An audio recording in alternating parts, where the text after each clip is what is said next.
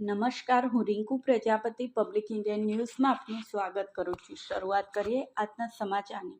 આણંદમાં વેરો ઉઘરાવતી નગરપાલિકા 2 દિવસથી થતી ગંદા પાણીની રેલમછેલ બંધ કરવામાં નિષ્ફળ.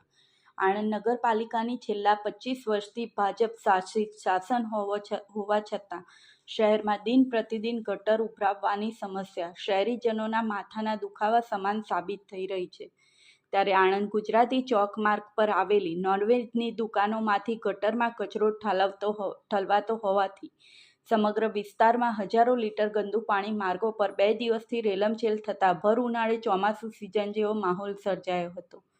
જેના પગલે હજારો વાહન ચાલકોને દુકાનદારો અસહ્ય દુર્ગંધથી તોબા પોકારી ઉઠ્યા હતા. આખરે ફરિયાદોના પગલે આણંદ નગરપાલિકાની ટીમોએ ગટરમાં કચરાની સાફસફાઈ હાથ ધરીને સલામત માની લેતા આણંદ વિરોધ પક્ષના નેતાએ પાલિકા ગટર વેરો ઉઘરાવવાનું બંધ કરી દઈને સમગ્ર શહેરમાં ગટર ઉભરાવવાની સમસ્યાનું કાયમી ધોરણે નિરાકરણ લાવવા પાલિકાના ચીફ ઓફિસરને આવેદનપત્ર આપી ફરિયાદ કરવાની ચીમકી ઉચ્ચારી હતી. પ્રાપ્ત માહિતી અનુસાર આણંદ નગરપાલિકા એ ગ્રેડનો દરજ્જો હોવા છતાં શહેરમાં 60%થી વધુ રહીશો ગટર લાઇનની સુવિધાથી વંચિત રાખવામાં આવી રહ્યા છે.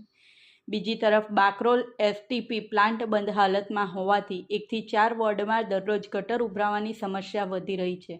જોકે નગરપાલિકાએ ફેઝ 2માં ગટર લાઇન બનાવવાની કામગીરી હાથ ધરવા ખાતમુહૂર્ત કરવામાં આવ્યા હોવા છતાંય કામ હાથ ધરવામાં આવતું નથી. જેના લીધે બાકરોલ ગુજરાતી ચોક રોડ વિસ્તારમાં ગટર લાઇન હોવા છતાંય ગંદા પાણી ઉભરાતા હજારો રહીશોએ તંત્રના પાપે હાલાકીનો ભોગ બની રહ્યા હોવાનું ડોક્ટર જાવેદ વોરાએ જણાવ્યું હતું.